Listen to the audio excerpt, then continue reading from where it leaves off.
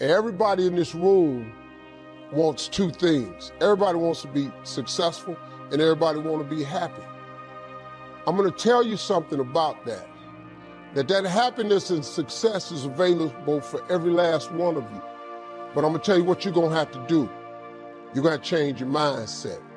If you're planning on being successful, you have to change this here. The difference between successful people and non-successful people is right here. It ain't no difference. It ain't none. I ain't got no more than none of y'all got. God gave me the same thing he gave y'all. God loved me the same as he loved all y'all.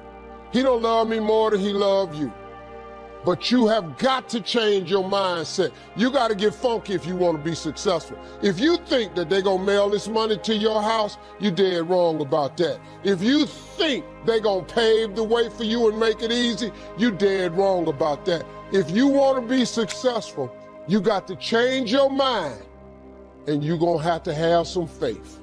If you're putting yourself in a position where you're being hard on yourself, and you don't feel that you're worthy of something, let me tell you something right now.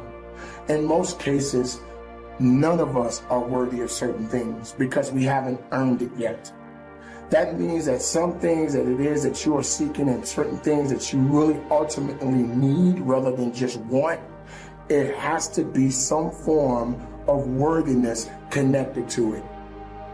Do you really want to get further in life? Do you really want to get to the next level in your life? Then what are you prepared to do? How far are you willing to go? What type of sacrifices are you willing to make? Or are you in a position to give excuses all of your power? Are you willing to let excuses control the life that you've been given? Regardless of the circumstances, being hard on yourself to some degree may be okay. But when you start to have a pity party, when you start to put yourself in a position as if your life is over, then shame on you, because your life is not over. Every opportunity that you have been given is right there, right now, waiting for you to make a move. Now, what are you going to do about it? Are you going to pretend that you're being something that you know you're not? Are you going to pretend to be a lion when you don't even know what it's like to be in the jungle? Or are you going to realize that just maybe you got to work just a little bit harder, regardless of what it is, to get exactly what it is that you are seeking? Ladies and gentlemen, let me tell you this. Everybody's got a story to tell. Everybody has walked through darkness. Some people stayed in darkness and not even tried to seek the light. But I can promise you this. We all got to go through a struggle. We all got to go through certain circumstances. We all have our battles that we have to fight. But what are you prepared to do? Are you going to submit? Are you going to give in? Are you going to give up? Are you going to say you're not worthy anymore? Well, like I said before, none of us are worthy to a certain degree. But what are you prepared to do to become more than what you were yesterday? Earn your keep, my beautiful people. Earn it. Don't expect anybody to hand you anything. Don't expect a pat on your back. Don't wait for someone to validate who you really are.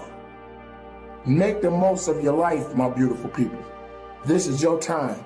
Be productive, be powerful, and from the bottom of my heart, my beautiful people, conduct your business. Coach Payne out. Hoo-yah! A lot of people in this world have died 80, 90, 100 years old, and they lived a great life. They had a lot of things. But a lot of people who have died never really started the true journey that whatever you believe in, God, or whatever you believe in, if you believe in nothing, I believe we're all here to start a journey. And that journey is fucking hard. If you choose your real journey. Most of us, we decide to take a different journey in life. It's a journey of least resistance. And so what I challenge people to do is to realize that in themselves that, yeah, I have taken a lot of left turns and I should have stayed straight because why? I wasn't good at something. and it embarrassed me to not be good at something, or I wasn't the smartest person, or this or that, whatever all these excuses are that we build up. Find the truth of who you are. Go back to the start of your journey and go down that path. I guarantee you, if you finish that journey and you don't fear and waver and go places that are very easy, the other end of that journey, let me tell you, is a peaceful end. I'm not saying it's over for me, but I believe the hardest part of my life is over. Mm-hmm. I can't imagine anything else being worse than this. So, yeah, to welcome the discomfort that comes with that, to like embrace the difficult aspect. We just want to run away from all that stuff. But that's if you really want to connect with who you are and you really want to feel fulfilled, right? Like you have to confront that, whether it's the lie that you're telling yourself about who you are, or the secret that you're keeping, or, you know, that thing that you wish you were doing, but you're too afraid to start doing it. And that's the moral of the story, man. Is stop putting categories on people, and because you are insecure yourself. So it makes you feel better as a person to say, this guy did this or this girl did that or whatever. It makes you feel that much better. People love seeing failure. It makes them feel so good about themselves to see somebody not succeed at something. Makes them feel better.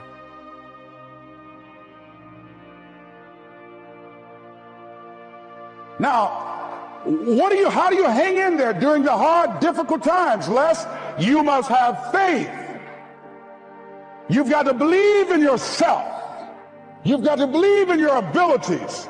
You've got to believe in your service, your company, your ideas, unquestionably. You've got to have faith, and that faith gives you patience. That is not going to happen as quickly as you want it to happen. A lot of things are going to happen that will catch you off guard. And so therefore you've got to deal with and handle it as it comes. And not only that, but that faith and patience drives you into action. You've got to keep moving and keep plugging away. In the Far East, they have something that's called the Chinese bamboo tree. The Chinese bamboo tree takes 5 years to grow. And when they go through a process of growing it, they have to water and fertilize the ground where it is every day. And it doesn't break through the ground until the 5th year. Okay? But once it breaks through the ground, within 5 weeks, it grows 90 feet tall. Now the question is, does it grow 90 feet tall in 5 weeks or 5 years? The answer is obvious. It grows 90 feet tall in 5 years, because at any time had that person stopped watering and nurturing and fertilizing that dream, that bamboo tree would have died in the ground.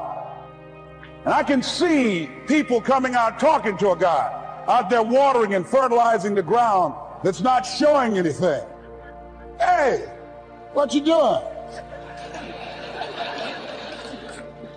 You've been out here a long time, man. And the conversation in the neighborhood is, you growing a Chinese bamboo tree, is that right? Yeah, that's right. Well, even Ray Charles and Stevie Wonder can see ain't nothing showing. You know that's how people are going to do you? So how long have you been working on this? How long have you been working on your dreams? And you have nothing to show. This is all you got to show? People are going to do that to you. And some people, ladies and gentlemen, they stop. Because they don't see instant results. It doesn't happen quickly. They stop. Oh, no. You got to keep on watering your dream. And when it began to happen, they stopped laughing. They said, look, whoa, look here. Look out. Hey, man, you know, I know you could do it. Look here, you got a job here?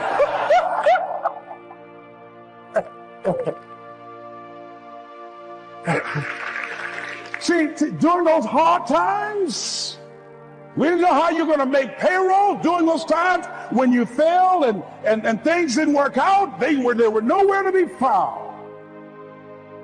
But know what I discovered? When you're working at your dream, somebody said the harder the battle, the sweeter the victory. Oh, it's sweet to you. It's good to you. Why? See, when it's hard and there's a struggle, see, what you become in the process is more important than the dream. That's far more important. The kind of person you become, the character that you build, the courage that you develop, the faith that you're manifesting. Oh, it's something that you get up in the morning, you look yourself in the mirror, you're a different kind of person. You walk with a different kind of spirit. And people know that you know what life is, that you have embraced life. You knew it was hard, but you did it hard.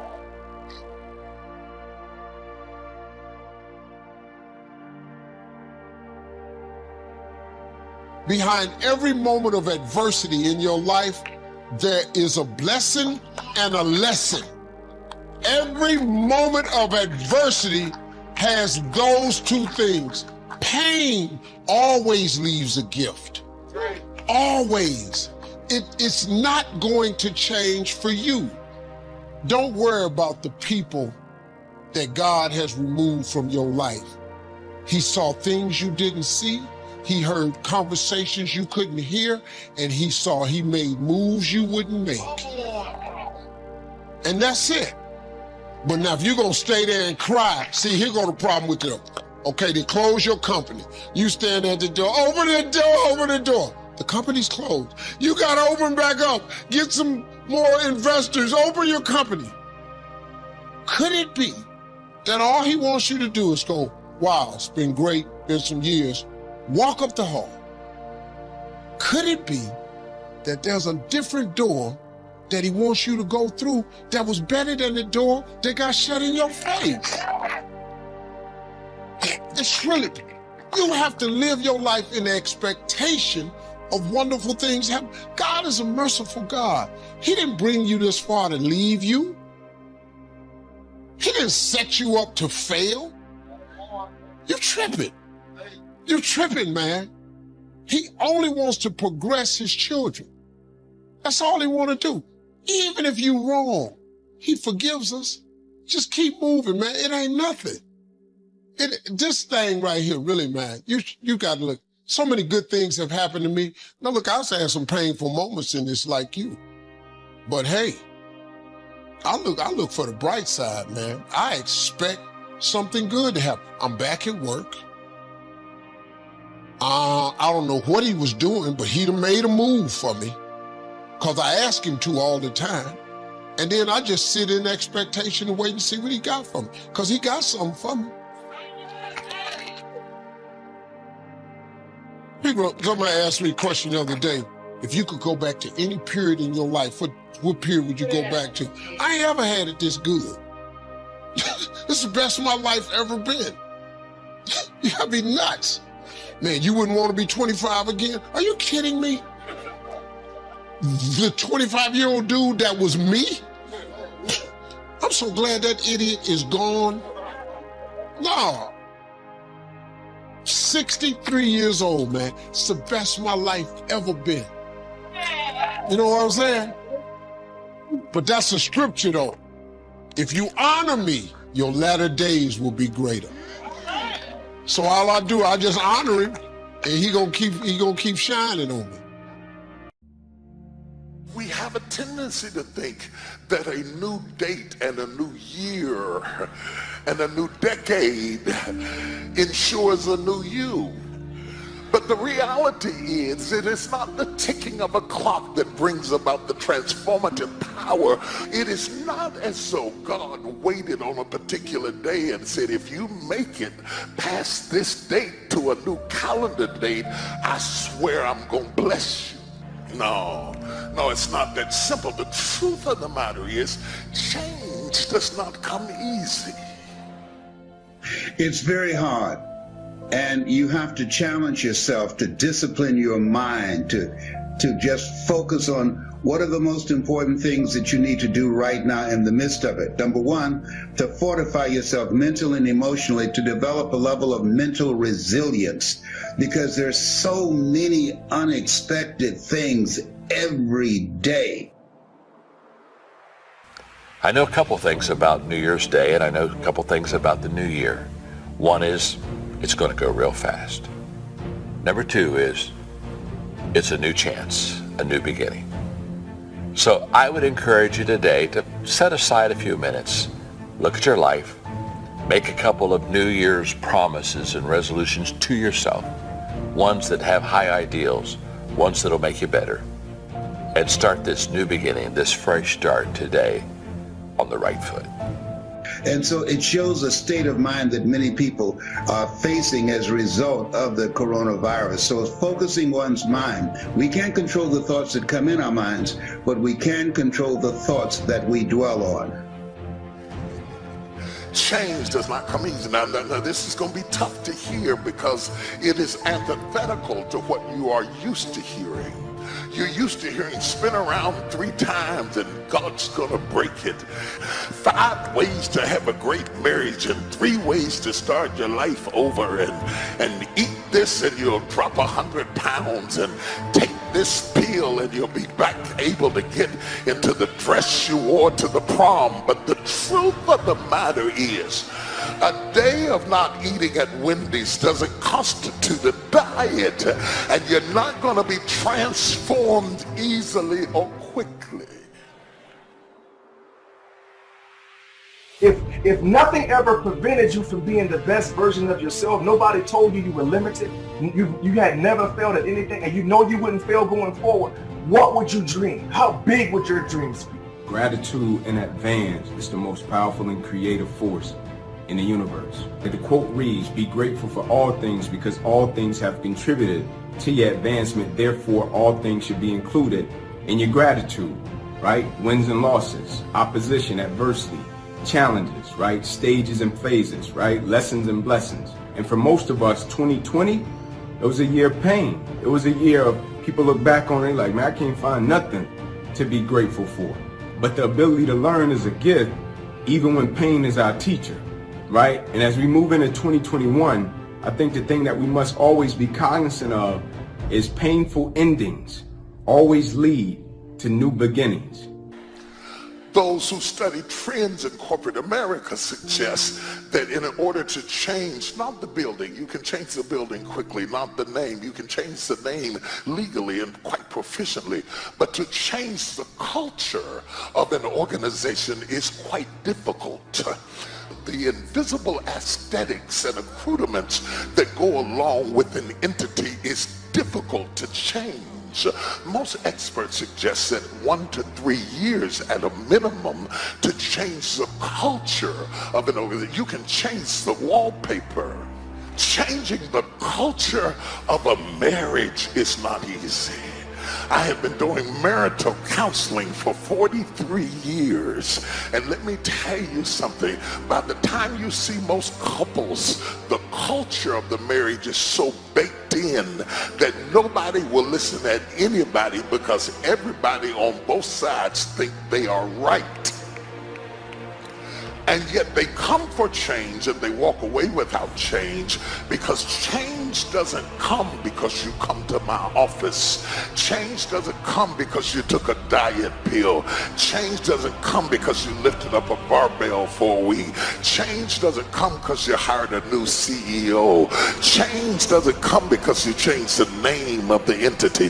Change doesn't come because you dyed your gray hair blonde. Change doesn't come because you shaved your head off and put on an earring.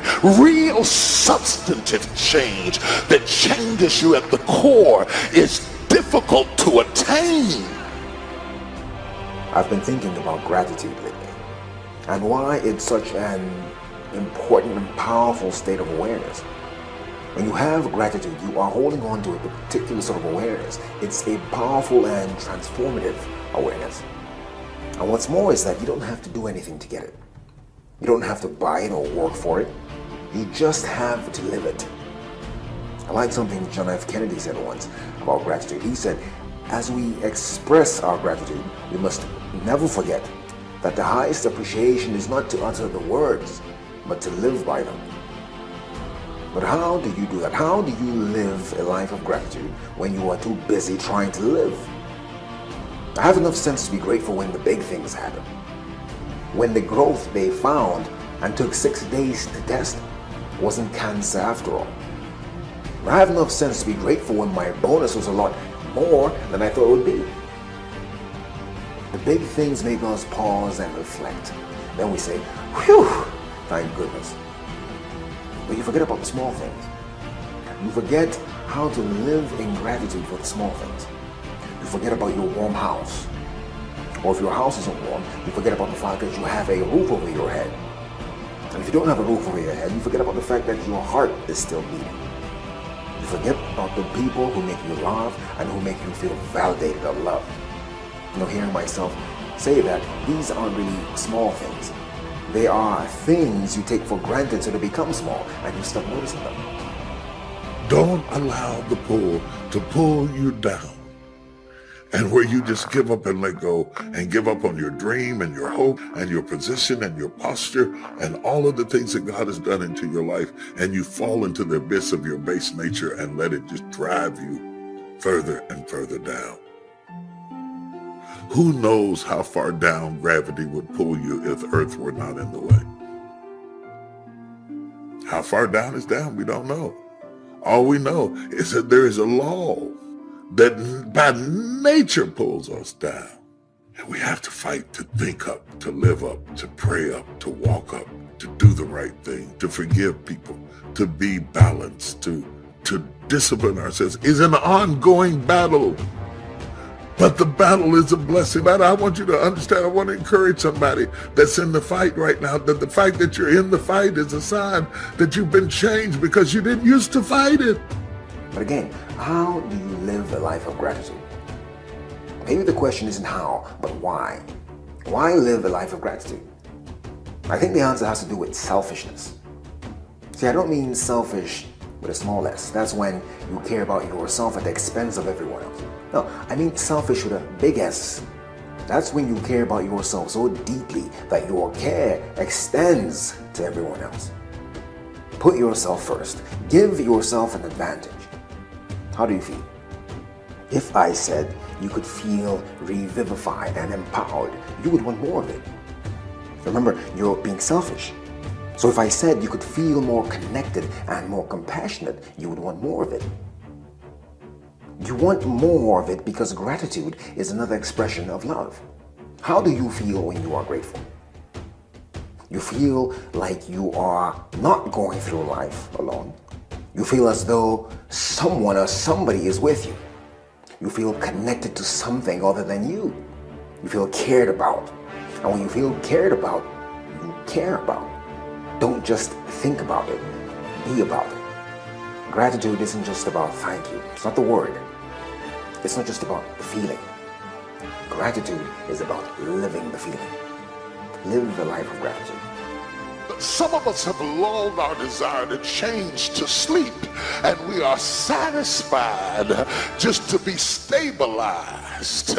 And when you are around people who see success merely as stability, it is quite frustrating because they resist the propensity to change, and they will fight you off if you try to change because they think survival is success.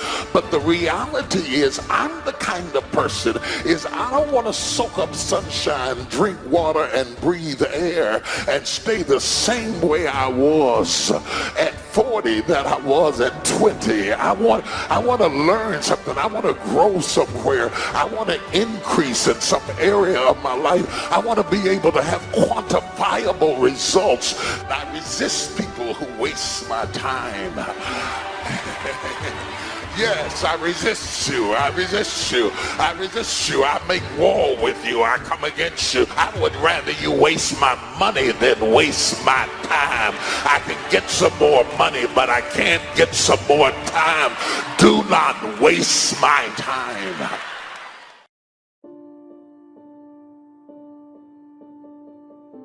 That's a very important principle. So if you start your day with gratitude, it's like this, like, check this out. If somebody come to your house every day and ask you for a cup of sugar, and you give them a cup of sugar and they take the sugar and they just walk off. And then the next day they come and they ask for another cup of sugar, and you're a nice person, so you give them another cup of sugar and they just walk off.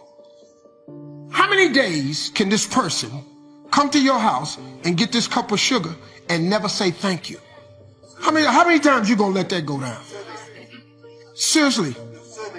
Survey said, you know, how many days? Not many, because you're human. Because at one point you're gonna say, hey, wait a minute, hold up, man. You done came by here 6 times. I done gave you this cup of sugar and you ain't said thank you one time? Don't come by here no more. So now, let's think for a second. If this God wakes you up every day, allows you to breathe. See, it's not your alarm clock that wakes you up.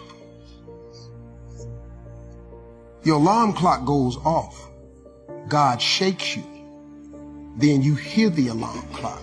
It's not you that's waking up. It's God allowing you to wake up. So if you ever stop to just thank him for everything he's done for you, whatever clothes you got, whatever kind of car, if you just got taxi fare, and you thank him every day for a list of things, guess what he'll do tomorrow? He will add to that list of stuff that you can thank him for. And if you keep thanking him, you'll find out that in 1 week, you'll have a lot more stuff to be grateful for. Gratitude is the #1 principle of success. That's what the average person doesn't understand. You can do that today. You don't need no more money. You can start that today. That would change your life. I kid you not. You ain't got to just try it. You ain't got to believe me. Try it. I dare you. Try it. I want to give you the heads up. Never question God. When you're about to transition from one career move, one relationship, or one situation to the next, it's because you've gotten every confirmation in the world that it's your season to transition from where you are to where you're looking to be. Don't underestimate yourself. You do what you can do, and God will do what you can't do. Take the initiative. Throw your net on the other side. Be ambitious. Reach, ask for help, not because you're weak, but because you want to remain strong. And expect things to get better for you. People who have not accepted greatness for themselves, these people don't study, ladies and gentlemen. They don't have time for personal growth and development. They don't have time to work on their minds. People can affect us. Our peers can affect us. Our environment can affect us just working consciously to overcome the poverty consciousness, the feeling constantly of saying you deserve this. There's no need for you to be afraid. It's not too good to be true. It's true because you've earned it. Why do we care so much about people who don't care about us? That won't be there in a hard time, and that won't be there when you hit rock bottom, that won't be there in your struggle, that never call you and ask you how you doing, that never calls you and asks or checks on you to see if you need something. Why do we care about what they think? We all go through disappointments and things that are not fair. It's easy to hold on to the hurts, think about what they said. We get up in the morning, it's the first thing that comes to mind. We don't realize how much that's affecting us, draining our energy, limiting our creativity. If you're going to fulfill your destiny, you have to get good at letting things go. See, your unwillingness to forgive another person is like you sipping the poison, waiting on them to die. Forgiveness is for you. You can't drive your car looking in the rearview mirror. You can't. There's a reason why the rearview mirror is this big and the windshield is this big. If you keep looking in the rearview mirror, you're going to keep crashing your car. Have you ever noticed that when your faith is the strongest, you come up under the greatest attack? Because every time the devil senses that you're about to walk into who you be, and he's trying to stop you from doing it, slap somebody and say, just do it. Be great before it's too late. Being in a great house does not make you great. It's one thing to have great parents, but that doesn't make you great. And they said it's possible to be in a great house, but you not be great. So being in a great house does not ensure that you'll become great. How can you keep your mind on what you're trying to do? How can you make the choice of discipline over procrastination? How can you keep an attitude of doing it all and doing it now? How can you stay focused on your ambitions? You can keep your focus on your work, or you'll find yourself distracted. Distracted by negative thoughts, distracted by negative people, and pretty soon, depending on the type of people you've associated with, distracted by your doubts within yourself. Even when you face rejection, even when you face failure, you make a decision. I will remain in the grind. I'm not backing down. I'm called to make a difference. Greatness is not immediate. This is so important. In other words, greatness takes time to develop. Greatness is not immediate. You got to stay with it. You got to stay at it. You got to keep working on it. We give up too quickly. You map out, you think, you strategize, you change up your team, ready for the opportunity to present itself. Most of y'all are impatient. If it doesn't happen as fast as you want it to happen, you say maybe it wasn't meant to be. God will never give you something somebody else is supposed to have. I want you to write this down. There are two powers in life that every one of us have to deal with every day, that you can never control or stop. Is time and change. You cannot control time. You cannot control change. What's at the core of achieving the good life? The major key to the good life. It is not in mastering the attributes of leadership. Every day in 1,000 different ways, we are trying to improve ourselves by learning how to do things. We spend a lifetime gathering knowledge in classrooms and in experiences. Self-approval. That's a very challenging area. Ladies and gentlemen, that's where most people get stuck. That's a stage that a lot of people get there, and they never move out of that area. Why? Many things can contribute to our not approving our dreams, our not feeling good enough. A lot of things can contribute to that. Many of us never live up to our potential or don't approve ourselves because we never had anybody to believe in us. And because your doing doesn't come from the deeper place of being, it hasn't worked for you. If you're trying to find out who you are by doing things, you will never find out who you are by doing. You'll have to start with being, because the difference between the two determines the direction of your destiny. I need to embrace the suffering.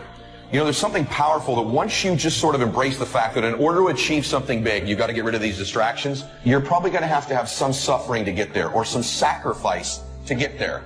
And so once you've embraced and decided that this suffering, this sacrifice you're making is an indicator of progress. Suffering and sacrifice and hard work is an indication of progress towards our dreams.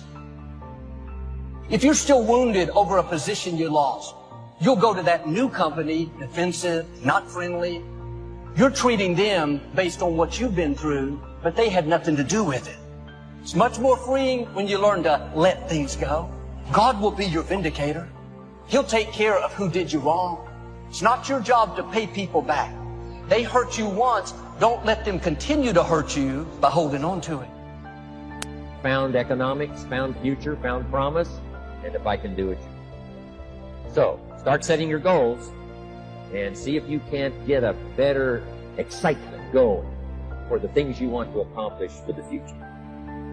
One of the major reasons for setting goals is for what they make of it in achieving. My teacher advised me when I first got started at age 25, he said, "Jim, why don't you set a goal to become a millionaire? I'm here to help you." And he said, "Here's why. For what it will make of you to achieve." I'm telling you, that statement changed my life.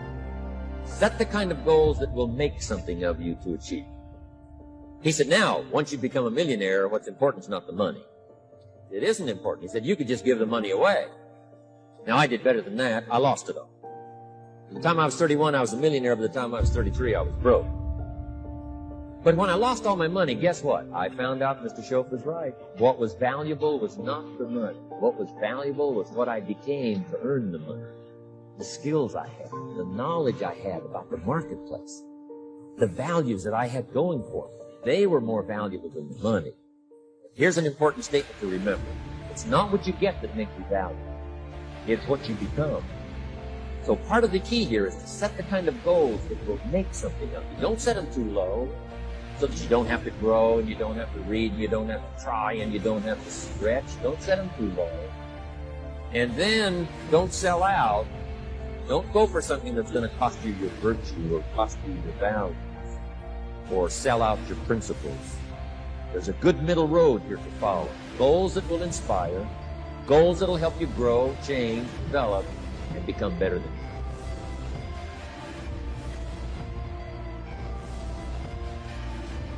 High performers are not dissatisfied strivers. They're not. They're happy. High performers are happier than their peers. We all believe that to get the top, it's going to be lonely at the top, and we all believe you have to grind and kill yourself to get there. And that's completely wrong, and the data proves it worldwide, which is, I think, just overcoming a lot of people's biases about how you work today, because right now, especially today, like, grind on social media is so popular. Or hustle. And by the way, none of the top 15% of high performers worldwide identify with those words. They literally don't. We asked them, we did a whole keyword analysis. Yep. This was actually pretty cool. And high performers explicitly say, these are 3 driving feelings. We said there was a high performance state. Mm-hmm. It's driven from these 3 things. Number 1, full engagement. Yes. Number 2, joy. Yes. And number 3, confidence. Yes. That's what they relate with, okay? That's where it's coming from. It's a joyous journey, not a dissatisfied one. And I had this conversation in the book because I'll kind of maybe frame it this way. Each of these chapters opens with a vignette of somebody I worked with or a situation that I was in that demonstrated high performance. In this particular situation, I'm walking on a stage, thousands of people, after a very famous musician was out there and was telling the audience that that person's secret to success, remember, thousands of people, yes. Their secret to that, their whole speech, their secret to success was never settle. Never settle. Nothing is enough. Never settle. And never be satisfied. Never be satisfied. Always demand more. And I'm like, oh, my second slide, which was going to be on Jumbotrons in like 80-point text, was strive satisfied. I'm like, oh, I'm going to have to dispel this for all these thousands of people. I was totally freaked out. Yeah. But what I had to explain to people was not only the data, but it's this. If you're never satisfied, I mean, is it true that life is precious? If it's true that life is precious and you could be gone tomorrow, do you really want to think, you know what, I just never felt fulfilled? I never allowed myself to have a moment of credit. I never allowed myself to have a moment of peace. I never allowed myself to look at that and say, good job. That's not the way to live life. I think just at a spiritual level, it's a bad move. And this book doesn't really go into a lot of that. It's more about the science and the heart stuff. But I think it's really important that people realize your job is to strive satisfied. And if you strive satisfied more often, you will be more of a high performer. And if you never give yourself credit, you're always beating up on yourself, you're always thinking that's not perfect enough,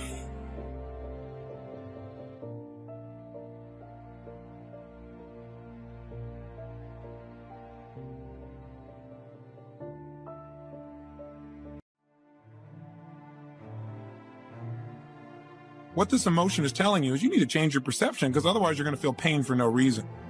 You might also look at this same situation as a symbol that you need to change your procedure. But for some of you, that contract messed you up. You soft now. You ain't as hungry as you was when you was in high school. You ain't as hungry as you was when you was in college. But what's going to make the major difference? Each person's personal philosophy that sets a better sail, sets a better sail. So don't ask for a more favorable wind. That's like wishing something that's not going to occur. Anybody can give up, anybody can let it overwhelm you, but you know what that's doing, wasting your pain. That pain is not there to stop you, it's there to prepare you, to increase you, to develop you. Difficulties are a part of life. Now quit telling yourself you can't take. If you're not weak, you are well able. Eventually the pain will pass, you'll give birth to new strength. Just because it hasn't happened yet doesn't mean that it's not going to happen. There will always be forces trying to convince us to settle where we are. Life has a way of pushing our dreams down. Procedure means the way you're proceeding with this information. In other words, what this may be is a signal to you that you really aren't communicating your real needs to your husband or to your wife. Maybe what you need to do is change your procedure. And instead of feeling hurt or instead of feeling uncomfortable, turn to your husband or wife and say, honey, I know you're wrapped up in your work. I know you're totally immersed. I know you're trying to do stuff that supports the whole family here. But you know what? I just need, 3 minutes with just you and I, because I really need right now to just feel loved by you. I need to hold you. I need to feel connected to you. Now, if that person starts to get upset, obviously you're getting feedback that your procedure still didn't work. You have to be a little more flexible, a little more creative, or maybe a little bit more loving in the way you do it. Or maybe change the timing in which you go about something. But that's changing procedure, changing the way you communicate. Or another way of changing procedure might be it's a signal that says that the way you're communicating your husband or wife doesn't make them want to make you feel loved right now. You ain't as hungry as you were your first year. You ain't as hungry as you were your second year. And it can tell it, like we can see it in your game. You're a grown man. Like I used to watch the game and go like, okay, what's the difference between this team and this team? And it's just like the players. I'm like, no, it's got to be bigger than that. Like they're all grown, they're all big, they're all tight, they shoot the same way. And I started realizing some dudes come with that beast and other dudes just show up. Now I'm gonna ask you a question. This is gonna be hard because some of you young and you like still worried about what people think about you, so you don't want to be honest in front of people. But I'm gonna ask you a serious question. If 120% is like, yo, but coach, I work harder than coach want me to work. And then 100% is I do everything coach tell me to do. I want you to think about what level you on. Are you giving 90, 80, 70? Let's see what I'm saying for a minute. And most of y'all know me. You know me from where? Like, where would you know me from? That your present behavior may be turning them off. For example, let's say you feel rejected by them because when you come in the door, they don't rush up and give you a hug. They're immersed in something. Now, how do you respond to that? Well, what a lot of people do when they feel rejected is they feel uncomfortable with it, or they feel hurt, or some people get angry when they feel rejected. Now, what's the message of anger? The message of anger is you have a standard for your life, something that's important to you, and it's not being met by another person, or maybe even not being met by you. Sometimes we get angry because we're not living our own standards, huh? So let's say as a result, one of your standards is that people who love you, they run up and they greet you in your home. They don't do that today. You feel angry. One of your standards has been violated. Something you believe important is not happening, and now you're angry about it. How do you respond now to your spouse who doesn't even know what's going on? Maybe you give them a dirty look, or maybe you make some snide remark, or you find something wrong with what they're doing. As a result, this person may very well purposely reject you. Now when you're feeling this rejection, or you're feeling this hurt or this anger, and you say, okay. Social media. Where would you know me from? Say it again. Social media. Yep, I want you to pay attention to what I'm saying. Watch this. I get 120. So I just got up 12 years ago, just started getting online. It was a recession at the time. And I saw what was going on in America. I'm from Detroit. GM, Chrysler, Ford went down. People started going to the casinos, shooting themselves, killing themselves. I was like, I got a gift. I'm just going to get online and kill it. Every Monday I would get up. Thank God it's Monday. Kill it. Nike never sponsored me. Adidas never sponsored me. Under Armour never sponsored me. I get up every Monday and get a world something. Then it got crazy.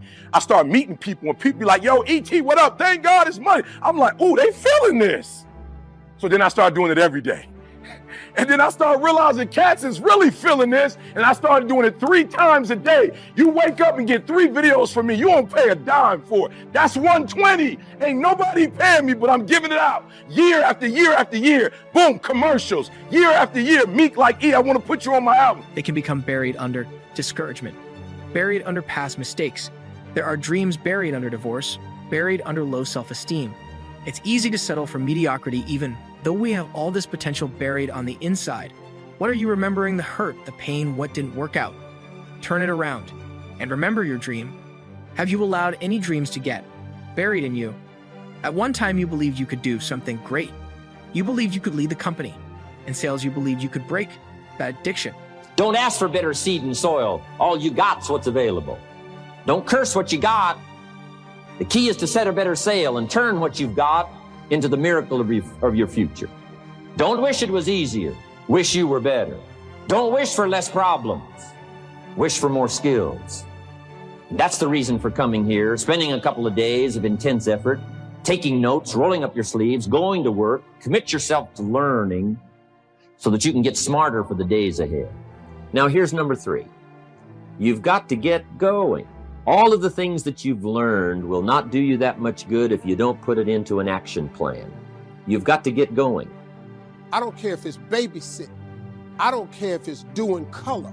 I don't care if it's painting. Whatever it is, it's what you do. Sing it. Whatever you do the best, write it down. That's your gift. That's it. You ain't got to go asking a bunch of people. They've been telling you your whole life. You know, you ever have people call you with their problems? They always call you with your problems because you gifted at it. But you didn't know how to identify it. If you identify your gift. Now, let me ask you this question. This thing that you're gifted at, if you did it for somebody, do you think somebody would pay you $10 for your gift? Just $10. Could you babysit for $10? Could you cut somebody's hair for $10? Could you cut their grass for $10? Could you make them a chicken dinner for $10? Could you do something for $10? Everybody. Don't you have something somebody would give you $10 for? Okay, now. It's been a long time. Had some bad breaks, wasn't all your fault. You could easily settle where you are, nobody would fault you. The enemy would love to deceive you into burying your dream, thinking that it's never going to work. Don't believe those lies. It's not too late to become all that you were created to be. Every time you remember your dream, you're removing some dirt you're digging. Back out the true mark of a champion is even though some dirt gets thrown on your dream, instead of letting it get buried, you keep shaking it off, you keep moving forward. In my management and leadership seminar, we teach game plans, how to put all the good things that you've learned into action. Economic action, social action, personal action. How to make the changes and how to actually do the work, how to actually function. Get going, that's the key. Some people are ever learning, but they don't put it into action. They don't really take the action. It's like the man who keeps bringing materials to the building site and never builds anything. He keeps bringing in the sand and the gravel and the windows and the doors and the roofing material, and he just stacks up all these supplies, but he never builds anything. See, if you do that long enough, fairly soon they'll come and take you away. You've got to do something with what you've learned. You've got to take action. You've got to get going. So that's one of the most important things to learn, how to design your days, how to design your weeks, how to design the months, so that you take the proper action to get the proper return that you're looking for, whether it's economic or personal. Once you have something that somebody's willing to pay you $10 for, this is how this works. It's called the multiples of 10. See, you don't have to figure out how to be a millionaire. You just got to figure out the thing that makes you $10. So now here we go. You do it and you make $10. Soon as they pay you the 10, go do it 10 more times. Whatever it was. Watch some more kids, 10 more times. Get another 10, you got $100. When you get $100, whatever you did to make that $100, listen to me, do it 10 more times. You ain't gotta get tricky with it, just do it 10 more times. You'd have made $1,000. Whatever you did to make the $1,000, don't get smart, stay stupid now. Do it 10 more times. You have now made $10,000. Hold up. Now we finna grow a little bit, but guess what you gotta do to grow? You just gotta do some more. You wouldn't be having that opposition if you didn't have something great in you. If your dream wasn't alive and on track, right on schedule to come to pass, you wouldn't have so many things coming against you. That dream is still alive. You may have tried a year ago, 5 years ago, or 40 years ago. Didn't work out. Nobody was there to help you go back and try again. This is your time. This is your moment. Your destiny is calling out to you. Can I tell you, your dream is not dead. It's just not in season.